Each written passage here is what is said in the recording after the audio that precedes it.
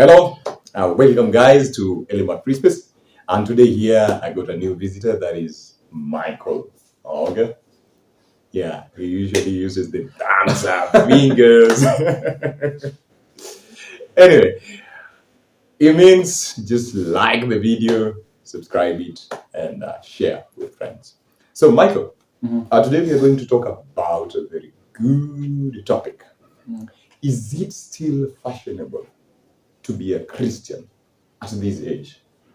Is it still fashionable to be a Christian at this age?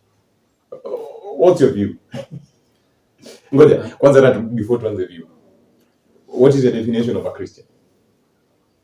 A Christian ni mtu mwenye of course anafuata the steps of Christ. Lines zake zinafaa kuwa straight. Kuna vitu fulani hafai kufanya kwa society kama kwenda party. Ngoja. Kuna specific things zenye Christians hawafai kufanya. Kama kukunywa pombe, ndio. Dressing Ngoja. Unasema kunywa pombe. Little wine is good for my stomach. Sikunywa pombe. So mimi naona to stick na topic. Juu hiyo tukianza kudwell na hiyo story, hiyo ni nita. So Christian ni mtu mwenye ways zake zinafaa kuwa straight, Christ like. Ndio. Yesu aliishi maisha. Kuna hiyo word inasikianga watu wakisema self abnegation. Yani despising of the self, kujinyima. Kiingereza bro. Okay. So being a Christian kuko hivyo.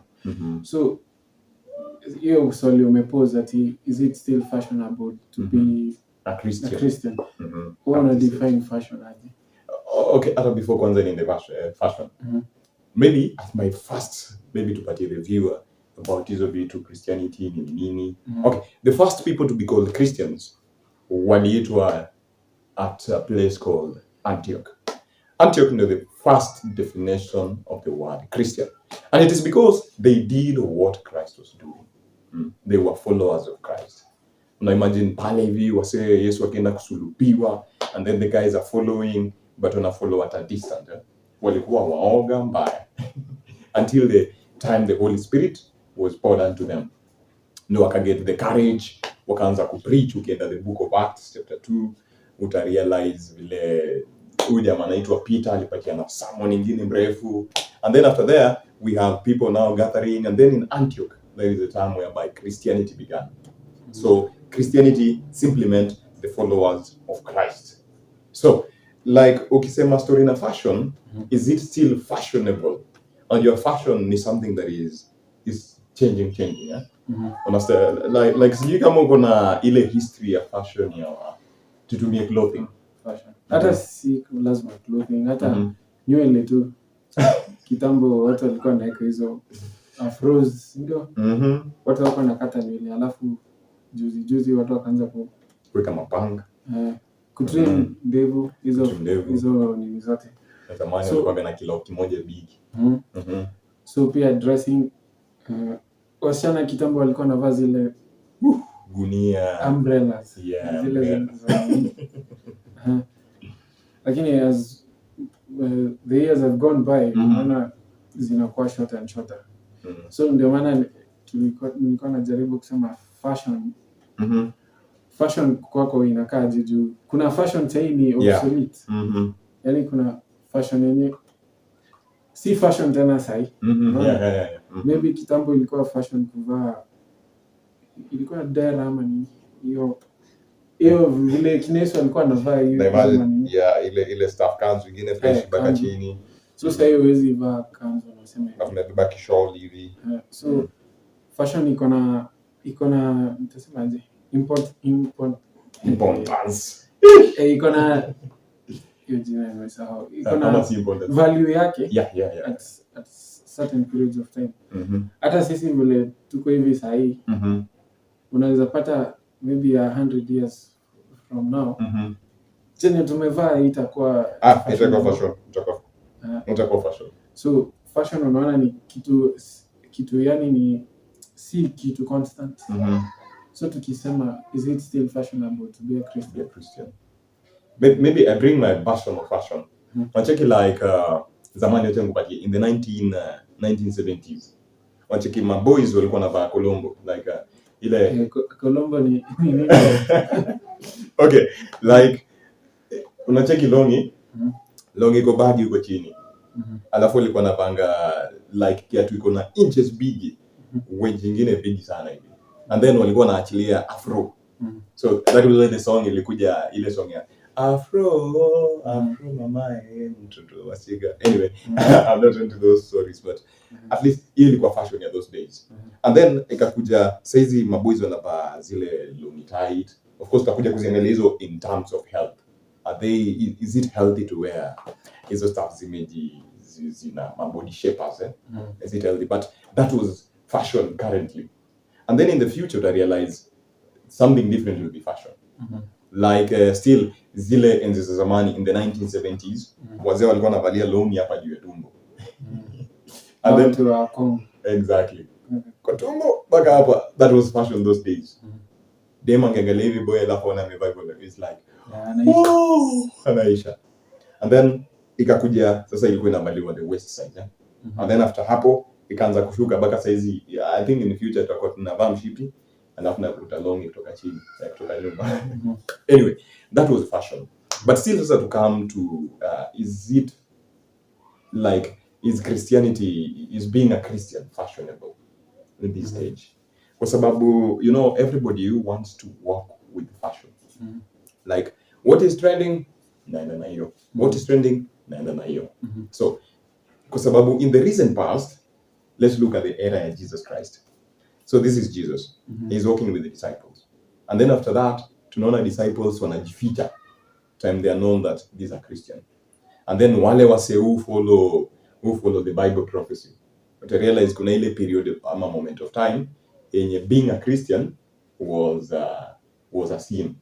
Nijulikana wewe ni Mkristo, ungeshikwa, unafungwa, and your story inaisha. So by then, it was not a good fashion. But after some time, ukarealize kila mtu anataka kuwa identified as a Christian. And as a Christian, maybe now I ask you that question. What are the values of a Christian? Vile nilikuwa tumeanza kusema interview ikianza. Kuna specific lines zenye tunafaa kutoa as Christians. Tunafaa kuishi kama Yesu. Basic language. A Christian hafai kufanya kitu yenye iko outside chenye Yesu angefanya. So kuna vitu hatufai ku-compromise tukiwa Christians. Like vile nilisema hufai kukunywa pombe. Unafaa kuomba, unafaa kwenda church. Saturday hufai kuenda kufanya shughuli zako ama kitu kama hiyo. So yes, those are some of the roles Christians are defined by. Kabisa. Na naweza sema the 10 commandments ndio the rules which guide Christian. Ati? The 10 commandments. Are they the rules that guide a Christian? Yes. Okay, like because hiyo swali najua kuna mtu atauliza ama we will ask it later in the future. Like are the 10 commandments still usable now? Because if I'm a Christian, I know I need to abide to some certain law. And tunajua kama hakuna law, then there is no society. Because there is no society that exists without a law. So like Christianity, umesema they asikunywe pombe, asifanye nini. But I think it is much more, kuna zile the 10 commandments, and the 10 commandments are the guidelines of Christian. So now, ninajaribu sasa kuleta, is it fashionable to be a Christian at this age following all the 10 commandments? Kuna interview fulani nilikuwa naona. Si unajua huyu pastor anaitwa Joel Austin? Yeah, najua Joel Austin by the way. Alikuwa kwa Oprah Winfrey show fulani. Oprah ni billionaire fulani huko. Mama billionaire. So at the first part of the interview aliulizwa, do you think homosexuals will go to heaven? Akasema yes. Alafu so nilikakuja kunotice many Christians walikuwa wana edit hiyo part ya interview, wanasema Joel Austin amesema ati homosexuals wanaweza enda mbinguni. But hiyo interview ikiendelea, Oprah alimuuliza, wewe unaona kama hizi Mungu anaweza kubali tabia kama hiyo mbinguni? Na Joel Austin akajibu hivi, as in, the laws of God ni constant, si kitu inaweza improve over time, si kitu inaweza compromise ama kuimprove over time.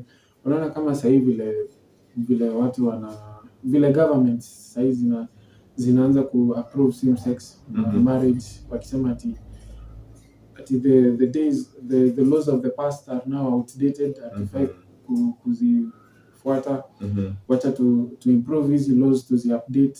So Joel Austin alisema the laws of God cannot be updated, haziwezi kuwa changed to suit the desires that man have. So ndio maana unaona there's no way unaweza compare fashion to the law, kwa sababu fashion can change. Unaona, tena una consider fashion leo, si tena uta consider fashion kesho ama 100 years to come. But the laws of God ambatani na mambo na fashion, ziko outdated, ziko present, ziko for all eternity. God's laws are constant, but fashion inaweza change. Fashion ina change. So being a Christian simply means that you just need to be a Christian 24/7. There's nothing like setting apart Christianity, like a Christianity dogo, and then the other time I'm like this new. So it is fashionable to be a Christian, like an ongoing fashion every now and then. What's your take, kwanza? Already like tunacheki fashion ina change. But so as fashion changes, unajua kila mtu anajaribu kujiadapt. I'm like, I like this fashion, I like this fashion, I like this fashion. So is being a Christian just fashionable, a fashion that does not change? Like version yako inabaki too constant always. So mimi naweza sema hivi, mimi naweza sema a fashion is almost like a way of life. Unaona? Yeah. Kuna various fashions in the world. Sasa hata Kenya peke yake. Ukienda Masai Mara. Masai Mara, ukienda hapo bali Masai wanakanga huko. Si unaonanga hiyo fashion yao, hiyo dressing yao. Fashion mostly ina deal na dressing mostly. Most of it, ndio. So ukiona dressing code yao inaweza kuonyesha wale watu ni Masai. Ukienda tuseme pali watu wanaoshi, watu wa kitambaa ni Akorino. Ukienda kwa service yao, hata ama tu tuseme tu rushe tu kwa church fulani, naone wamevaa long dresses na vitambaa. Utajua tu Akorino. Ni Akorino. So Christianity as a fashion, mimi naweza iweka hivi, that pia sisi tunafaa kuwa na some sort of clothes, yani si literal clothes, but behavior that inaonyesha na ule jamaa kweli a Christian person. Yep. So fashion, so in short, imagine ukienda, kuna kila mtu alifanya business hapa. Yeah. Ndio. Kuna ile section fulani ya form 1 ilikuwa inasema ndio anzishe business, lazima study the market. Yeah, you must study the market. Hauwezi enda kuuza suti pale Masai wanaishi. Yeah. Unaona? Ndio suti zako ati unaenda kuuza pale. Na watu wanavanga tu kitambaa hivi na tu hizo chains zao, si ndio?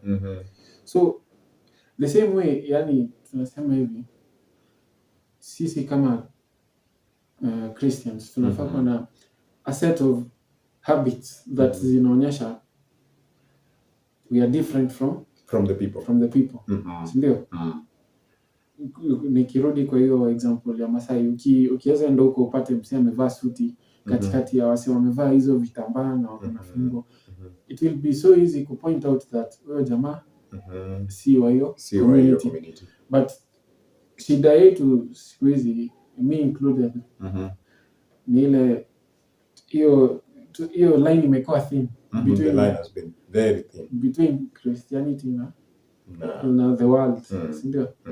So unapata jamaa Saturday tunaenda vizuri church, but ikifika the other days of the week ni kama tunachukua zile nguo sasa za the fashions of the world, tunazivaa.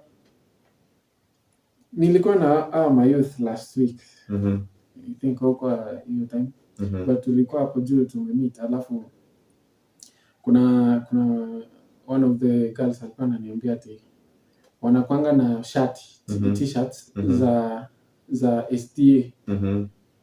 So Saturdays ikifika, SDAs wanavanga hizo shati kuonyesha that ukiona msee na hii shati ujue yeye ni SDA na anaenda church. But sasa alikuwa ananiambia one of the main problems inakwanga kuna entertainment on Saturday pia. So msichana ni SDA na amevaa hiyo shati but anaenda enta kutwak na wasichana wengine. So amekaa hivi, so SDAs wanapita tu across the hall, wanaona na sile ni shati yetu huko. Huyo msichana ana dance aje enta amevaa shati yetu, unaona. So mimi naona fashion ina work both ways. If you are a Christian, you kwa a full Christian, vaa nguo Mungu anakupea uvae. Usikubali another thing about fashion, pole naona kama nimeongea sana. No, Siku moja unaweza ingia class. Tunakumbuka zile mtu tulikuwa shule uni. Unaingia class alafu unaambiwa, bro umevaa aje? Like hauna nguo nyingine nzuri umeacha kwa. Yaani wewe unaona uli dress your best. Lakini ukifika huko unaambiwa, So unaona, so feeling kama inafanya ujaribu ku compromise ku meet standards za wale wa world. Sindio? So in the Christian life pia, msee anaweza kuona na Bible Saturday. Kwani wewe ni mshamba aje? Ati unaenda church from asubuhi to jioni. Dawn to dawn. So wewe unaanza ku doubt, unaanza kusema kama mimi ndio mshamba huko. So hata wewe unaanza kukua. Na in fact hiyo ndio kitu ime pull many youths from the church. Juu fashion yao the godlike fashion inakuwa condemned na the majority that wako huko nje. So ndio usikuwe ostracized from society ama from their group. Lazima ufuate their way of their manifesto, their way of living. So wakikwambia ati usikuwe mshamba, hata kubeba Bible church. Mbona unafanya podcast kama hizo? Mbona uko so vitu kama hizo? But as Christians tunafaa kuwa na a firm character. Which naweza sema si ati tumeattain, hata mimi si ati nimeattain such character.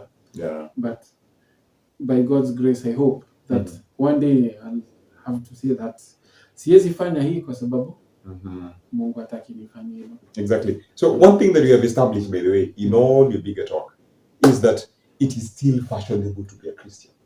Like being a Christian is still a fashion, and it is not yet outdated. Because a Christian needs to be a Christian, as we said earlier, 24/7. It is fashionable to be a Christian and to maintain your Christian ethical standard. Because it is still fashionable. As a youth, wewe beba Biblia. Kwanza, in fact, hata ukipata ile Biblia bigi, ni one side unadai like this. It can be better. And still, in every place, hata ukikuwa criticized, by the way. There are so many criticism outside there, sindio? Criticism ni mingi, like, you are a youth, sasa, unakuwaje Mkristo? Why are you abiding still to the 10 commandments? Like, do not commit adultery. Bro, bado una body count. Unajua natumianga body count. Like unajinyima hizi vitu, we only live once. Unacheki, do not steal, alafu to steal affections za watu. Like bado kuna hizo the bigger segment. It is still fashionable to be a Christian. So ndio tuseme it is still fashionable to be a Christian. Mhm. Do you have any example in a biblical concept whereby somebody upheld his Christianity still and it was still fashionable and at the end of it he was rewarded? Sijui kama you have a good example of that. Mi naweza tumia example ya tuseme Joseph. Joseph, yeah. Ndio. Joseph alikuwa hated by the brothers. Yeah, kabisa. for real, yeah. So na tunaona a sense of fashion hapo pia. Tunaona Jacob anamshonea nguo fulani. Of course. So anamshonea hiyo nguo alafu hiyo nguo ilikuwa smart kabisa. Yeah. Ndio. So hiyo ni aspect of fashion. But tunaona the brothers wako jealous. Si ati kwa sababu nguo ni mbaya, ni kwa sababu wanaona Joseph hafai kukuwa na hiyo nguo. That cloth, yeah. So kuna hiyo jealousy part of it. So wanamuuza. Alafu wanamuuza pesa kidogo like ilikuwa 30 cents bana.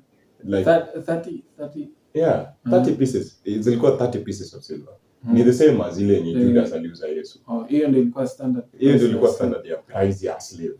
Like very less amount of money. It's like enda tu, it's only a token of something that at least umepatia na mtu, that is the moment you're given. 30 pieces of silver. That is why hata Yesu anaangalia Judas and like a kiss and 30 pieces of silver. How? So Joseph, so wanauza Joseph to Egypt.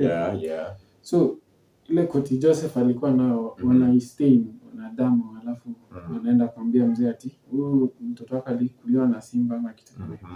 So Joseph akienda ni wapi huko Egypt. Anapata fashion nyingine huko. Yeah, that's a different fashion. Kuna book fulani nilikuwa nasoma, book ilikuwa gani? I think ilikuwa history about Egypt. But hiyo si title ya book. But ilikuwa nasema watu walikuwa naishi Egypt sana they had less clothes. Unaona? Yeah, it's true. It's true. Hadi maids walikuwa naishi Egypt wale maidens ama wale wasichana walikuwa naishi Egypt wangevaa dress yenye iko made of reeds kitu kama hiyo. Reeds unajua vile iko na many openings. Yeah, kuna very many openings. So unaweza kila kitu. So I think the same thing applies to in kwa Daniel 11. Kuna the king of the south. The king of the south story now worldly things and all the other stuff. I think it is more captured there on the king of the south. Anyway, that's a topic on itself. So when Joseph anafika huko anapata a totally new way of living. Na sasa unaona Joseph anaumia huko, but at every point hakuna mahali alicompromise ku fashion yake. Though kuna mahali alikuwa forced. Juu slaves, unajua vile slaves walikuwa wana dress. Kitambo Potiphar waone jamaa kuna abs kuna six packs like bro.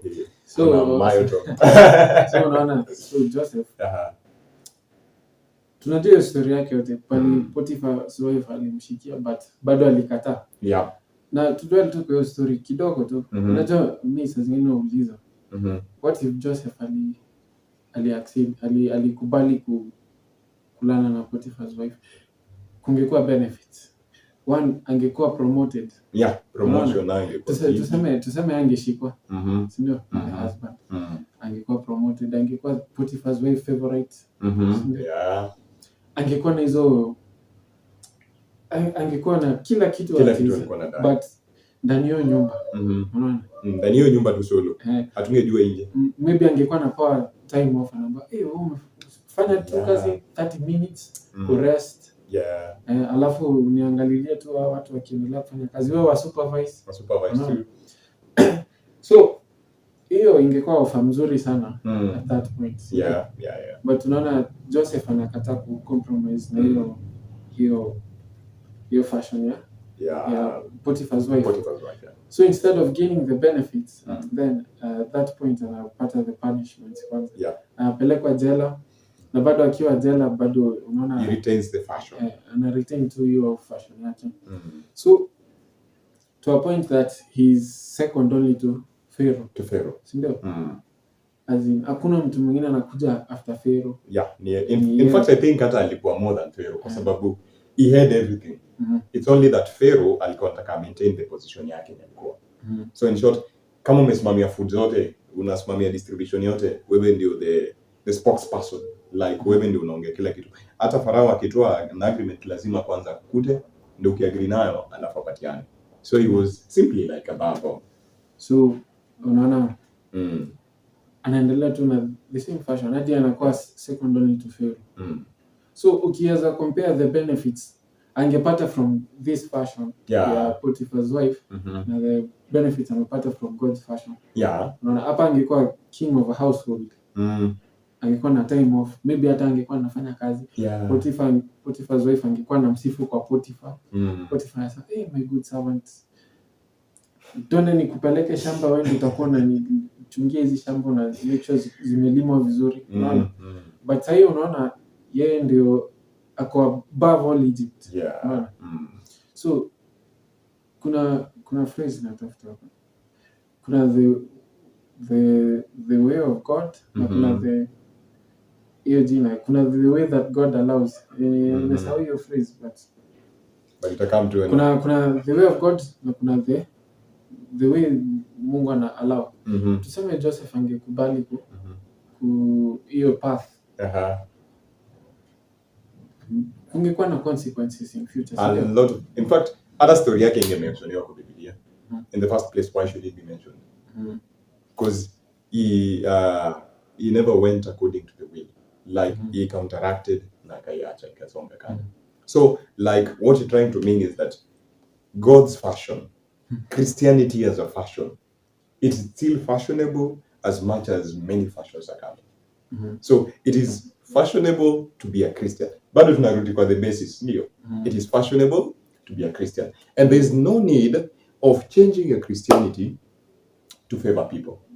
There's no, hakuna haja, like, sasa mimi ni change, nikuwe somebody different kwa sababu rende, haipendi wasi Christians, like kwa sababu kila mtu, all the youths my level wametoka church, wameenda rave, wameenda night after party, kutoka party after party, wamejinice completely because they live once. Naona like that one is fashionable. This is the only fashion. No. I think the basis of the background is Christianity is still fashionable. Parting words za mwisho. Parting words. Mimi naweza maliza kwa kusema hivi. Are we Christians by choice ama circumstance? Yani tuseme kama ya makuri. Wewe ndio unasemanga uko na Bible yote hapo. So nikikuuliza are you Christian by choice or by circumstances? So mimi naziweka hivi. God will test us at one point. Na mimi naweza sema mimi nimekuwa tested at many points na nimefail by the way. So God will test our loyalty. Pia kuna quote nyingine inasema be careful that God does not judge you with the judgments you make on other people. So kama wewe vile umekaa hapa, vile tumekaa huku tukisema being a Christian is still fashionable. Lakini tukipatwa in the same situation that Joseph alipatwa nayo, we bora tu hakuna mtu anakuona. So long as. And I think that is one of the reasons why the Christian fashion inakaa dull na juu kila mtu anaangalia hao wasio wako church. Saturday mko hivi lakini from Sunday to Monday mko tofauti. So are we Christians by choice or by circumstance? Are you moral by choice or by circumstance? Wanasemanga ile wakati una pesa hata pombe uguzi. Wanasema ati hata wasichana uangalie. Hata uangalie. But ukipata pesa, that is the only thing that it distinguish whether you're moral or not moral. Whether unafanya justice to the fashion of God ama unaifanya kitu ingine. Yeah, true. So mi parting shot yangu inaweza kuwa tujaribu kuwa Christians by choice. Yeah. Whatever the circumstance. Sindio? Yeah. Tusikue uji mara tuko hapa, kesho tuko huko. Na tujue that being a Christian si rahisi. Yeah. It's not a walk in the park. Si rahisi. So may God help us. May He who started a good work within us finish it. Kabza. So it is fashionable to be a Christian at this age. And it is very true, as Michael said, like, we should be step on one side. It's either you're warm, not warm. It's either you're hot or cold. There's nothing in between. Huwezi kuwa warm. It's either you're hot or you're cold. So it is fashionable to be a Christian, and you should not lower your standards because other people have lowered it. Stand for the truth, even if you are singly alone standing for the truth. And being a Christian simply means you are patient. Being a Christian is being patient. So it is still fashionable to be a Christian. Thank you for being with us. I'm welcoming you still on the next episode. And as Michael said, it's a thumbs up. Thumbs up. Till next time. Goodbye.